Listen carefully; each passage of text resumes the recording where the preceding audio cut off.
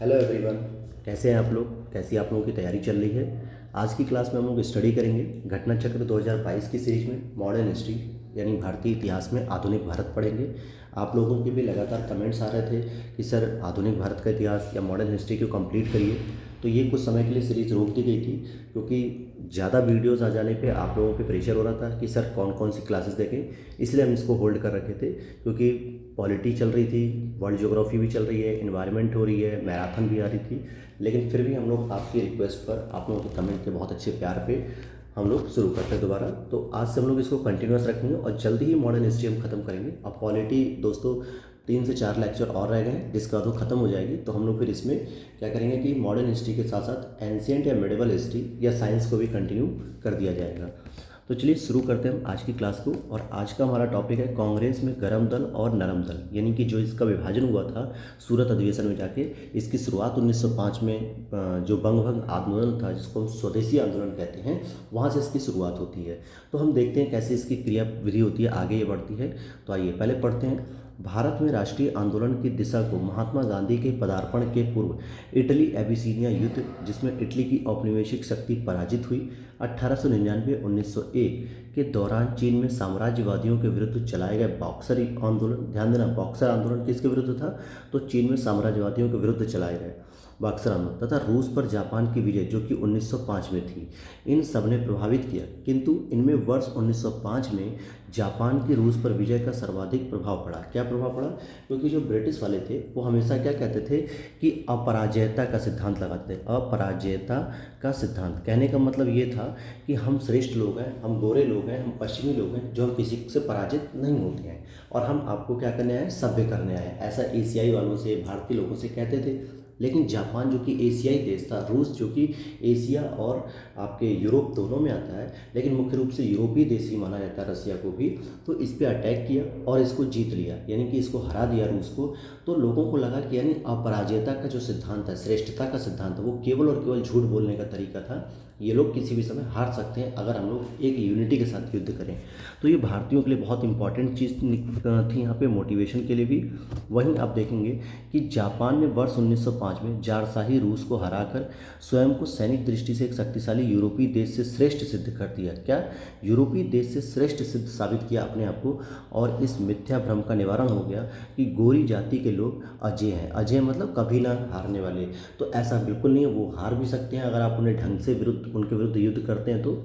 वहीं कांग्रेस के नरम दल के नेताओं की आंदोलन की प्रमुख पद्धति राज वामबंधे आंदोलन, यानी कि कॉन्स्टिट्यूशनल एगिटेशन, अर्थात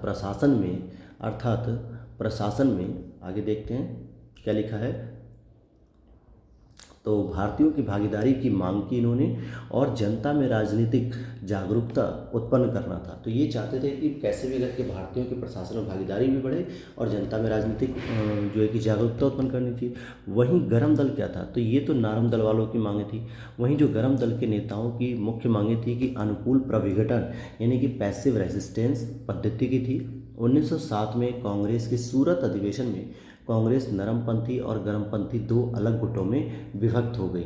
उदारवादी राजनीति या राजनीतिक भिक्षावृत्ति के युग में अधिकांश नरमपंथी नेता जैसे दादा भाई नौरोजी, फिरोज शाह मेहता, दिनसा वाचा, व्योमेश चंद्र बनर्जी और सुरेंद्र नाथ बनर्जी आदि शहरी क्षेत्रों से संबंधित थे। ये ग्रामीण क्षेत्रों से ज़्यादा संबंध नहीं रखते थे, ना ही ये गाँव के लोगों को जो है कि ज़्यादा तवज्जो देते थे कि ये लोग भी आंदोलन में शामिल हो पाए। और इस काल में कांग्रेस पर समृद्धशाली मध्यवर्गीय बुद्धिजीवियों का, जिसमें वकील, डॉक्टर, इंजीनियर, पत्रकार, साहित्य व्यक्ति सम्मिलित थे।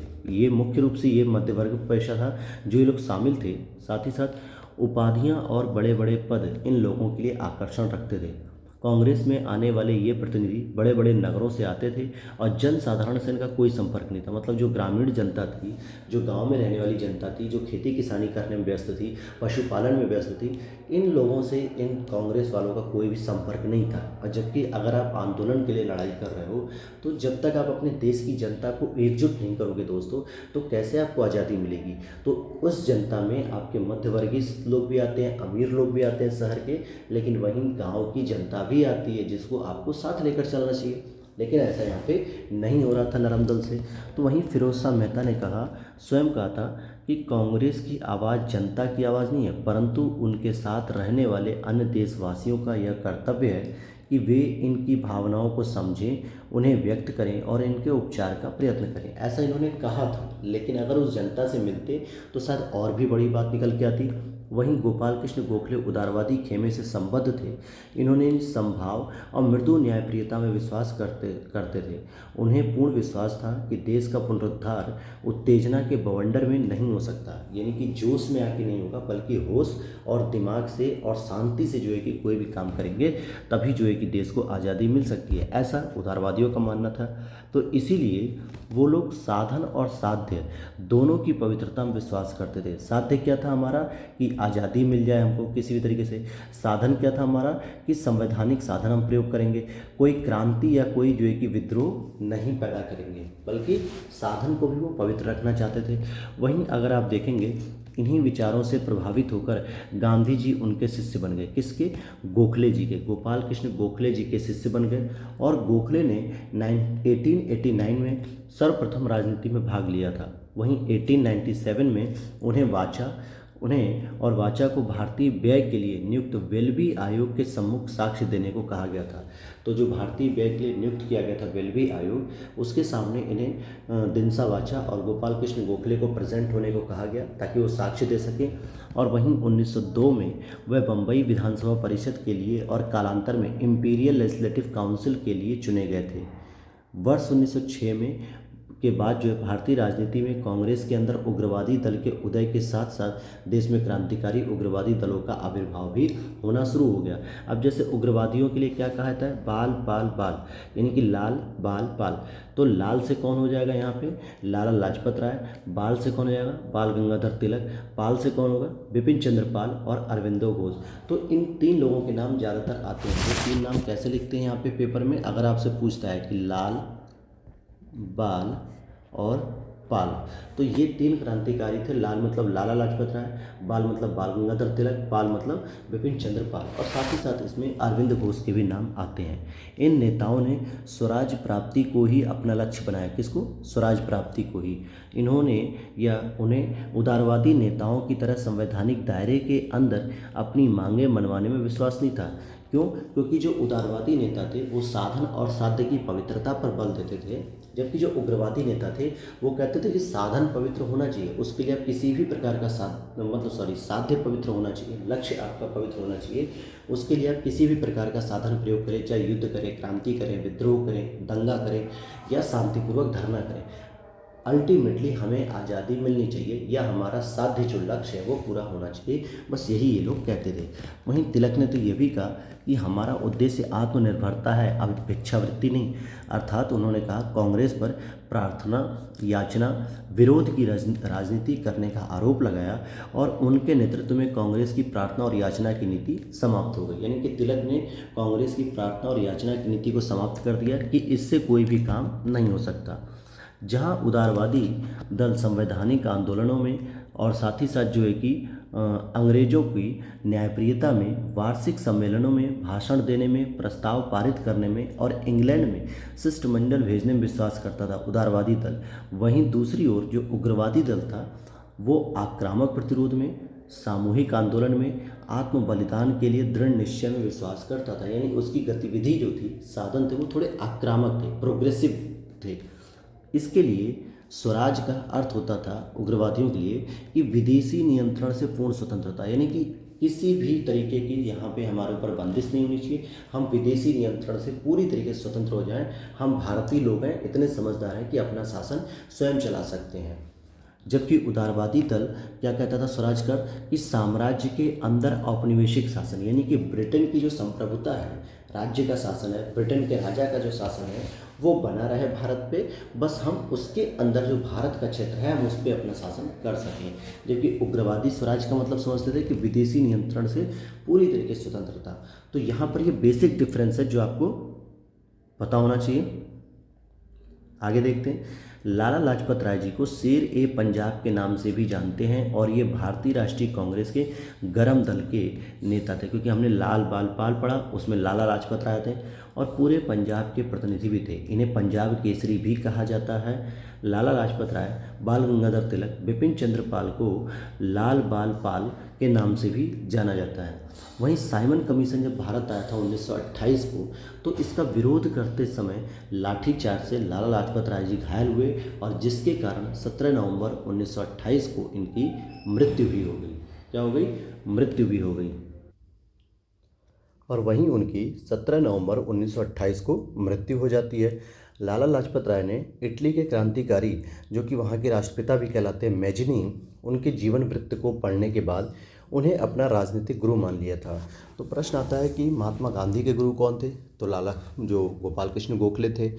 और वहीं साथ ही साथ अगर पूछ लिया जाता है कि मैजिनी किसके राजनीतिक गुरु थे, तो लाला लाजपत राय जी के थे।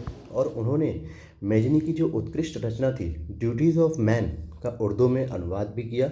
बंगाल के विभाजन के विरोध में चलाए गए स्वदेशी आंदोलन के अरविंद घोष प्रमुख नेता थे। ध्यान देना, जो स्वदेशी आंदोलन चलाया जा रहा था जब 1905 का जो बंगाल विभाजन हुआ, उसके विरोध में एकता प्रदर्शित करने के लिए तो अरविंद घोष प्रमुख नेता थे। और इस आंदोलन के अन्य प्रमुख नेता में जैसे लाला लाजपत राय पंजाब में थे, बाल गंगाधर तिलक महाराष्ट्र में, विपिन चंद्र पाल बंगाल में थे। तिलक सेवा और बलिदान में विश्वास करते थे और उनमें सरकार की सत्ता को चुनौती देने का साहस था। वो क्या करते थे कि सरकार की सत्ता को भी चुनौती दे देते थे कि सरकार गलत कर रही है हमारे साथ। इसीलिए वैलेंटाइन सिरोल ने, जो कि वैलेंटाइन सिरोल ने उन्हें भारत में अशांति का जन्मदाता कहा या अशांति का दूत भी कहा।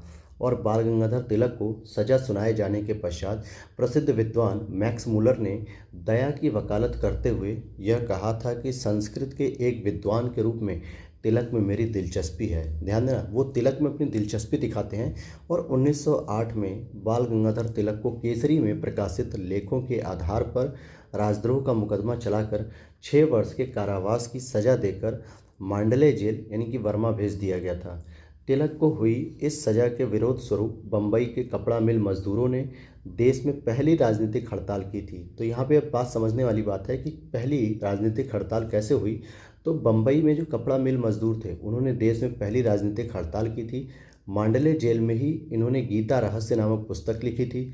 तिलक सांप्रदायिकतावादी नहीं थे, वे प्रथम राष्ट्रवादी नेता थे। ध्यान देना, सांप्रदायिकतावादी नहीं थे, वे प्रथम राष्ट्रवादी नेता थे जिन्होंने जनता से निकट का संबंध स्थापित करने का प्रयत्न किया। और इस दृष्टि से वे महात्मा गांधी के अग्रगामी थे।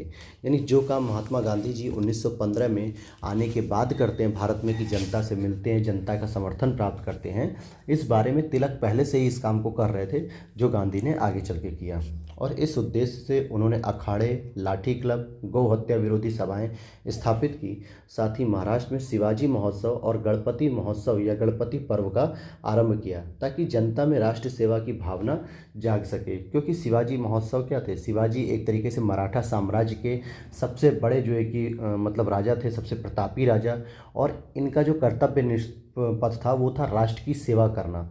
तो इसीलिए इनके महोत्सव के माध्यम से जनता को ये मैसेज दिया जाता था कि आप भी राष्ट्र सेवा जरूर करें। अच्छा, एक प्रश्न ये भी बन जाता है कि कौन ऐसे व्यक्ति थे जिन्होंने कांग्रेस का अंतिम जो है कि अधिवेशन क्या कहते हैं कि उसमें शामिल हुए थे। तो यहाँ पर ये प्रश्न बन जाता है। तो इसमें देखिए, बाल गंगाधर तिलक की 1 अगस्त 1920 को मृत्यु हो गई थी और उनकी अर्थी को महात्मा गांधी के साथ मौलाना शौकत अली और डॉक्टर सैफुद्दीन किचलू ने उठाया था। मौलाना हसरत मोहानी ने उस समय एक शोक गीत भी पढ़ा था। तो ये तो थे थोड़े से नोट्स। अब हम पढ़ेंगे, इसके MCQs सॉल्व करेंगे। तो आइए हम लोग MCQs देख लेते हैं। लिखा है, पहला प्रश्न है आपका कि महात्मा गांधी के पदार्पण से पूर्व भारत में राष्ट्रीय आंदोलन की दिशा को निम्नलिखित में से किन अंतर्राष्ट्रीय घटनाओं ने प्रभावित किया था? 1898 के इटली एबिसीनिया युद्ध ने, चीन के बॉक्सर आंदोलन ने, आयरलैंड के क्रांतिकारी आंदोलन ने और रूस जापान के युद्ध में जापान की विजय ने। तो ये वाला जो वॉर था ये तो 1905 में था। तो हमने इसको भी पढ़ा था, इसको भी पढ़ा था, इसको भी पढ़ा था। लेकिन आयरलैंड के क्रांतिकारी आंदोलन को अभी हमने नहीं पढ़ा था। तो हम लोग इसके उत्तर को देखेंगे कि इसका उत्तर सही क्या है। तो देखते हैं हम लोग पहला उत्तर। तो डी ऑप्शन दे रहा है 1, 2, 3, 4, यानी कि चारों ही बता रहे हैं कि क्रांतिकारी थे। यानी भारत में राष्ट्रीय आंदोलन की दिशा को महात्मा गांधी के पदार्पण से पूर्व इटली एबिसीनिया युद्ध, जिसमें इटली की औपनिवेशिक शक्ति पराजित हो गई और एबिसीनिया एक छोटा सा देश वो जीत जाता है। 1899 1901 के दौरान चीन में साम्राज्यवादियों के विरुद्ध चलाए गए बॉक्सर आंदोलन तथा रूस पर जापान की विजय ने इन सबको प्रभावित किया, जिसमें कि 1905 में जापान की रूस पर विजय सर्वाधिक प्रभाव डाला था कि हम लोग भी इनको हरा सकते हैं। जिस तरीके से जापानियों ने एशियाई देशों के होने के बावजूद रूस जैसे यूरोपीय देशों को हरा दिया। जापान ने वर्ष 1905 में जारशाही रूस को हराकर स्वयं को सैनिक दृष्टि से एक शक्तिशाली यूरोपीय देश से श्रेष्ठ सिद्ध घोषित कर दिया था और इस मिथ्या का भ्रम का निवारण हो गया कि गोरी जाति के लोग अपराजय यानी कि अजय हैं। क्वेश्चन नंबर सेकंड है, कांग्रेस के नरम दल के नेताओं की आंदोलन की पद्धति क्या थी? तो इनकी जो पद्धति थी वो राजवामबंद आंदोलन थी, यानी कि एक तरीके से ये क्या करते थे, कॉन्स्टिट्यूशनल अर्थात संवैधानिक तरीके से प्रार्थना करके, याचना करके, पत्र व्यवहार करके, तो इस तरीके से ये लोग आज़ादी प्राप्त करना चाहते थे।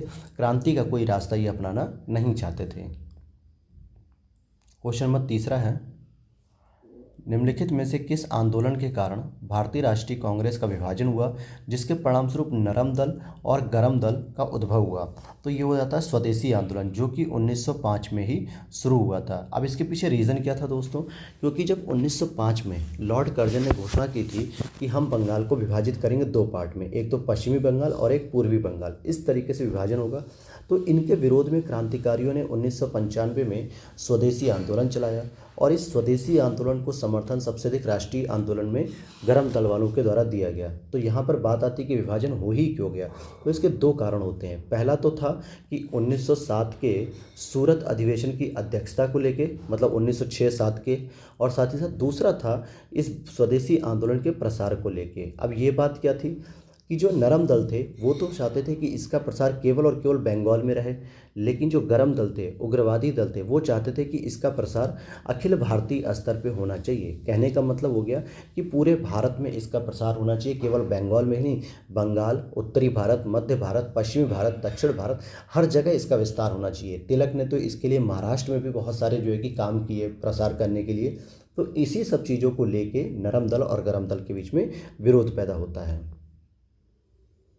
यहाँ पे देखेंगे आप कि स्वदेशी आंदोलन तथा विदेशी वस्तुओं के बहिष्कार के बंगाल से बाहर प्रसार को लेकर कांग्रेस के उग्रपंथी और नरमपंथी धड़ों के मध्य मतभेद व्याप्त था। तो क्या चीज़ थी, बंगाल से बाहर करना है कि नहीं?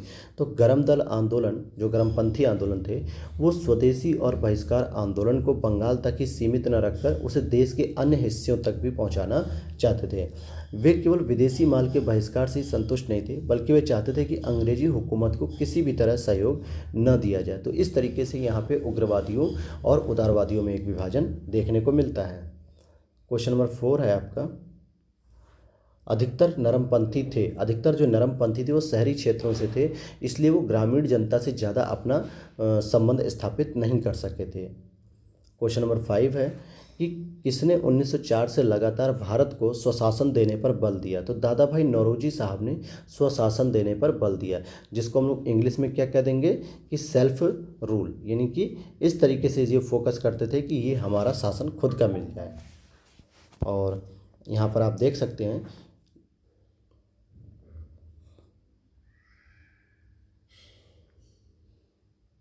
चलिए यहाँ पर आप देखेंगे क्या लिखा जा रहा है कि दादा भाई नौरोजी ने भारत के लिए स्वशासन या स्वराज की मांग की थी। 1904 में इंटरनेशनल सोशलिस्ट कांग्रेस में पहली बार रखी थी 1904 में, और वर्ष 1905 में जो कांग्रेस के बनारस अधिवेशन के अपने संदेश में भी स्वशासन यानी कि सेल्फ रूल या सेल्फ गवर्नमेंट की बात कही, और 1906 में ऑफिशियली कांग्रेस अधिवेशन में अपने अध्यक्षीय भाषण में स्वराज की मांग रखी थी। अध्यक्षीय भाषण का मतलब क्या हो गया कि जो कांग्रेस का 1906 का अधिवेशन था कलकत्ता में, इसकी भी अध्यक्षता दादा भाई नौरोजी जी के द्वारा की गई थी।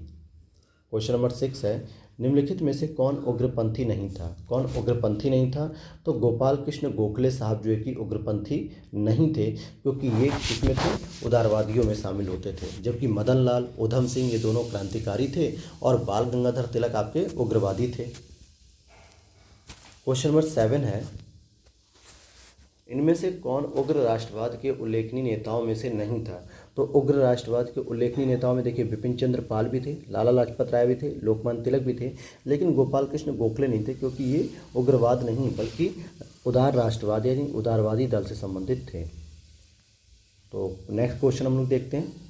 क्वेश्चन नंबर 8 है, निम्नलिखित में से कौन उग्र राष्ट्रवादी नेता नहीं था? तो उग्र राष्ट्रवादी नेता जो नहीं थे वो थे गोपाल कृष्ण गोखले, जी के गोखले नहीं थे। और ध्यान देने वाली बात है कि ये महात्मा गांधी के भी गुरु थे। किसके थे? महात्मा गांधी के राजनीतिक गुरु थे। अगले प्रश्न को देखें। क्वेश्चन नंबर 9 है, किसने भारतीय राष्ट्रीय कांग्रेस पर प्रार्थना, याचना तथा विरोध की राजनीति करने का आरोप लगाया था? तो भारतीय राष्ट्रीय कांग्रेस पर यह आरोप बाल गंगाधर तिलक ने लगाया था, क्योंकि ये जो था ये उदारवादी दल की पद्धति थी, उदारवादी दल की पद्धति थी, जिससे ये लोग संतुष्ट नहीं थे। तो तिलक ने इस पर आरोप लगाया कि इस तरीके से तो हमें आज़ादी नहीं मिल सकती है। यहाँ पे आप पढ़ेंगे कि 1906 के बाद भारतीय राजनीति में कांग्रेस के अंदर उग्रवादी दल के उदय के साथ साथ देश में क्रांतिकारी उग्रवादी दलों का आविर्भाव हुआ और उग्रवादी विचारधारा के 4 प्रमुख नेता थे, जैसे बाल गंगाधर तिलक, लाला लाजपत राय, बिपिन चंद्र पाल, अरविंद घोष। इन नेताओं ने स्वराज प्राप्ति को ही अपना लक्ष्य बनाया। उन्हें उदारवादी नेताओं की तरह संवैधानिक दायरे के अंदर अपनी मांगें मनवाने में विश्वास नहीं था और इसीलिए तिलक ने कहा कि हमारा उद्देश्य आत्मनिर्भरता है, भिक्षावृत्ति नहीं। साथ ही साथ इन्होंने कहा कि कांग्रेस पर प्रार्थना, याचना, विरोध की राजनीति करने का आरोप भी लगाया था। क्वेश्चन नंबर 10 है, किसने भारतीय राष्ट्रीय कांग्रेस के विरुद्ध अनुनय, विनय और विरोध की राजनीति का दोष लगाया? तो ये बाल गंगाधर तिलक जी के द्वारा किया गया था। क्वेश्चन नंबर 11 है, कांग्रेस की प्रार्थना और याचना की नीति अंततोगत्वा समाप्त हो गई। तो बाल गंगाधर जी के तिलक में यह नीति समाप्त हो गई, बल्कि एक नई नीति शुरू हो गई थी जो थी विरोध की नीति। किसकी? तो विरोध की नीति, जिसको हम लोग कहते हैं एक्टिव विरोध, यानी कि सक्रिय विरोध की नीति शामिल हो गई थी। क्वेश्चन नंबर 12 देख लेते हैं। नेक्स्ट क्वेश्चन है कि भारतीय राष्ट्रीय कांग्रेस को किसने भीख मांगने वाली संस्था यानी कि बेगिंग इंस्टीट्यूट कहा था? तो ये भी तिलक ने कहा था। बेगिंग मतलब होता भीख मांगना, तो इसलिए इन्होंने कहा था। क्वेश्चन नंबर 13 है, भारतीय राष्ट्रीय आंदोलन गर्मपंथियों के प्रावधान में आया, प्रभाव में आया। तो ये 1906 के बाद से जो है कि भारतीय राष्ट्रीय कांग्रेस पर या आंदोलन पर गर्मपंथियों का प्रभाव बढ़ने लग गया था। यहाँ पे पढ़ते हैं हम लोग, क्या लिखा है कि 1906 के बाद भारतीय राजनीति में कांग्रेस के भीतर गरम दल का प्रभाव बढ़ने लगा और गरम दल के जो प्रमुख नेता थे वो बाल गंगाधर तिलक, लाला लाजपत राय, बिपिन चंद्र पाल, अरविंद घोष थे। इन नेताओं ने स्वराज को ही अपना लक्ष्य बना लिया और तिलक ने तो यहाँ तक भी कह दिया कि स्वराज मेरा जन्मसिद्ध अधिकार है और मैं इसे लेकर ही रहूँगा। क्वेश्चन नंबर 14 है, निम्नलिखित में से कौन सा नेता कांग्रेस के गरम दल से संबंधित था?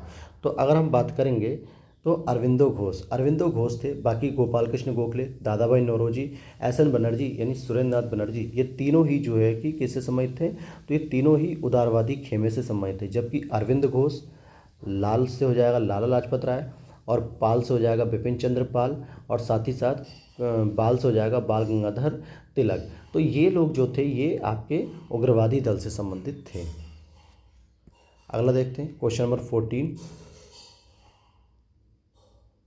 क्वेश्चन नंबर 14 हो गया, 15 हम लोग देखेंगे। चलिए, निम्नलिखित में से कौन एक उग्रवादी था? तो एक उग्रवादी की बात करेंगे तो बिपिन चंद्र पाल यहाँ पे उग्रवादी हैं, बाकी फिरोज शाह मेहता, गोपाल कृष्ण गोखले और उपयुक्त में से कोई। तो गोपाल कृष्ण गोखले और फिरोज शाह मेहता किससे संबंधित हैं? ये उदारवादी दल या उदार जो दल था उससे संबंधित था, नरमवादियों से। क्वेश्चन नंबर 16 देखते हैं, राष्ट्रीय आंदोलन में निम्न में से किसको नरम दलीय के तौर पर नहीं जाना जाता है? तो नरम दलीय के तौर पर नहीं जाना जाता वो है बाल गंगाधर तिलक, क्योंकि इन्हें गरम दल के रूप में जाना जाता है। क्वेश्चन नंबर 17 है, शेर ए पंजाब के नाम से इनमें से कौन मशहूर है? तो लाला लाजपत राय जी को शेर ए पंजाब के रूप में भी जानते हैं और पंजाब केसरी के नाम से भी जानते हैं। किससे? पंजाब केसरी के नाम से। क्वेश्चन नंबर 18 है, निम्नलिखित में से कौन भारतीय राष्ट्रीय कांग्रेस में उदारवादियों से जुड़ा नहीं था? तो उदारवादियों से जुड़ा नहीं था तो गोपाल कृष्ण मतलब फिरोज शाह मेहता भी थे, गोपाल कृष्ण गोखले थे, दादाभाई नौरोजी भी थे, लेकिन लाला लाजपत राय नहीं थे, क्योंकि ये जो है कि उग्रवाद के समर्थन में थे, यानी उग्रवादी दल से संबंधित थे। क्वेश्चन नंबर नेक्स्ट देखते हैं 19, निम्नलिखित में से किस एक को लाला लाजपत राय ने अपना राजनीतिक गुरु माना था? तो इटली के जो कि राष्ट्रपिता कहलाने वाले मैजिनी साहब को माना था इन्होंने। किसको? मैजिनी साहब को। और इनकी the duty of the man की पुस्तक से बहुत ही प्रभावित थे, इसकी वजह से इन्होंने इस पुस्तक को उर्दू में भी जो है कि ट्रांसलेट कराया। क्वेश्चन नंबर 20 है, मैजिनी, गैरीबाल्डी, शिवाजी, श्री कृष्ण की जीवनी लिखी गई और वे अमेरिका में कुछ समय के लिए रहे तथा वे केंद्रीय सभा के सदस्य भी निर्वाचित हुए। यह स्टेटमेंट लाला लाजपत राय जी के लिए कहा गया। किसके लिए कहा गया? लाला लाजपत राय जी के लिए। क्वेश्चन नंबर 21 है, निम्न में कौन मध्यमार्गी नहीं था? मध्यमार्गी नहीं था तो बाल गंगाधर तिलक साहब जो है कि मध्यमार्गी नहीं थे, क्योंकि कांग्रेस की जो प्रारंभिक उदारवादी अथवा मध्यमार्गी नीतियों से नव राष्ट्रवादियों के रूप में प्रसिद्ध लाल बाल पाल का मोह भंग हो गया था और बाल गंगाधर तिलक इस नई विचारधारा के अग्रदूत थे। वे मध्यमार्गी न होकर उग्र राजनीति या उग्र नीतियों के समर्थक भी थे। क्वेश्चन नंबर 22 है, निम्नलिखित में से या निम्नलिखित नेताओं में से कौन एक स्वदेशी के समर्थक थे? तो स्वदेशी के समर्थक थे अरविंद घोष। इनका कहना था कि हम विदेशी वस्तुओं का बहिष्कार करें, विदेशी संस्थाओं का बहिष्कार करें और स्वदेशी वस्तुएं, स्वदेशी में आपकी सूती वस्त्र आ जाएगा या बहुत सारी चीज़ें जिसका हम प्रयोग करेंगे तो कहीं ना कहीं जो हमारे क्षेत्रीय लोग हैं, ग्रामीण लोग हैं, उन्हीं का विकास इससे होगा। चलिए आगे हम देख लेते हैं अगले क्वेश्चन को। क्वेश्चन नंबर 23 है, निम्नलिखित में से किसे भारतीय अशांति के जनक के रूप में जाना जाता है? तो लोकमान्य तिलक जी को भारतीय अशांति के जनक के रूप में जाना जाता है। और यह किसने कहा था? तिलक जी सेवा और बलिदान में विश्वास करते थे, उनमें सरकार की सत्ता को चुनौती देने का साहस था और उन्हीं के प्रयत्नों का परिणाम था कि कांग्रेस सरकार की प्रशंसा करने वाली संस्था से बदलकर सरकार की आलोचक संस्था बन गई थी और इसीलिए वैलेंटाइन सिरोल ने उन्हें भारत में अशांति का जन्मदाता या अशांति का दूत भी कहा था। क्वेश्चन नंबर नेक्स्ट देखते हैं 24, बाल गंगाधर तिलक को किसने अशांति का जनक कहा था? तो ये आपके वैलेंटाइन सिरोल साहब हो गए। फिर यहाँ पे 25 में भी सेम प्रश्न है, 26 भी सेम प्रश्न है और 27 भी। अब देखते हैं 27 के बारे में कि बीजी तिलक को सजा मिलने के पश्चात निम्नलिखित में से किसने दया की वकालत की थी और कहा था कि संस्कृत के एक विद्वान के रूप में मेरी दिलचस्पी है? तो ये मैक्स मुलर साहब ने कहा था, मैक्स मुलर साहब ने। और इन्होंने तिलक के लिए जो है कि सज़ा जब मिल गई थी तो दया की वकालत भी की थी गवर्नमेंट से कि आप इन पे जो है कि दया करिए और इनको छोड़ दीजिए। क्वेश्चन नंबर 28 है, बाल गंगाधर तिलक लोकमान्य तिलक के नाम से जाने जाने लगे जब वे एक लोकप्रिय शिक्षक बने, उन्होंने एक लोकप्रिय अखबार शुरू किया, सरकार ने उन्हें रैंड मर्डर केस में अभियुक्त बनाया या उन्होंने शिवाजी और गणपति उत्सव शुरू किया। यह ई ऑप्शन हो जाएगा। तो इसका हो रहा है सही ऑप्शन ई। क्यों हो रहा है? क्योंकि तिलक को पुणे के असिस्टेंट कलेक्टर रैंड की हत्या के मामले में अभियुक्त बनाया गया, तिलक को दोषी पाया गया और उन्हें 18 माह का कठोर कारावास की सज़ा सुनाई गई थी। जब वे जेल से बाहर आए तो वे एक राष्ट्रीय नायक के रूप में उभरे थे, यानी कि नेशनल हीरो के रूप में उभर कर आए थे। और इस तरह किसी एक घटना नहीं बल्कि अनेक राष्ट्रवादी कार्यों के बाद तिलक को लोकमान्य की उपाधि दी गई थी। क्वेश्चन नंबर 29 है, 1908 में 6 वर्ष के कारावास की सज़ा स्वतंत्रता संग्राम के किस उग्रवादी नेता को दी गई थी? तो बाल गंगाधर तिलक साहब को दी गई थी। कितने समय की दी गई थी? 18 माह की दी गई थी और एक 6 वर्ष के कारावास भी था। क्वेश्चन नंबर 30 है, 1908 में बाल गंगाधर तिलक को जेल हुई थी 6 वर्ष के लिए हुई थी। कितने वर्ष के लिए? 6 वर्ष के लिए। क्वेश्चन नंबर 34 है, महाराष्ट्र में गणपति जो उत्सव था, गणपति पर्व का श्री गणेश किसने किया था? तो ये तिलक साहब ने किया था और इन्होंने शिवाजी महोत्सव भी शुरू किया था। अगला प्रश्न है 35 नंबर पे, निम्नलिखित में से किसने महाराष्ट्र में गणपति उत्सव का ऐसा कायाकल्प किया कि वह एक राष्ट्रीय उत्सव के रूप में माना जाने लगा? तो डी ऑप्शन हो जाएगा, बाल गंगाधर तिलक जी के द्वारा ये किया गया था। क्वेश्चन नंबर 36 है, महात्मा गांधी के साथ निम्न मुसलमानों में से किसने बाल गंगाधर तिलक जी की अर्थी उठाई थी? तो शौकत अली साहब ने उठाई थी। किसने उठाई थी? शौकत अली साहब ने। और वहीं सैफुद्दीन किचलू साहब ने भी इनमें उनकी अर्थी को उठाया था। ठीक है, और अब हम देखते हैं अगला टॉपिक क्या आ रहा है। तो अगला हमारा टॉपिक है भारत में क्रांतिकारी आंदोलन, जिसको हम नेक्स्ट क्लास में पढ़ेंगे।